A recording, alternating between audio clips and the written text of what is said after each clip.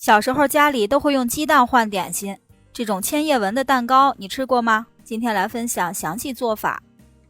食材都在屏幕上，大家记得截图哦。首先将鸡蛋打入碗中，加入白糖，盆底加入60度的热水，更方便打发。全蛋打发可是个技术活，一个是鸡蛋的温度，另外一个就是打蛋器的功率。几分钟的时间打到这样发白的状态，画一个8字，8秒内不会流平就可以啦。一次性加入食用油，再加入牛奶，把它们搅打2下，然后筛入低筋面粉，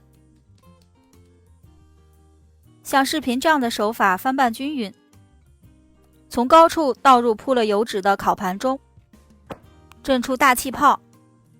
碗底剩余的少量面糊加入5克可可粉，搅拌均匀，装入裱花袋中，斜着画出线条，再用一个牙签整理出形状。看是不是很漂亮？烤箱提前预热，放入烤箱中下层，155度烤至35分钟，时间到就可以出炉啦。超好看的老式蛋糕做法，趁热就可以揭膜，直接把它改刀切成块就可以啦。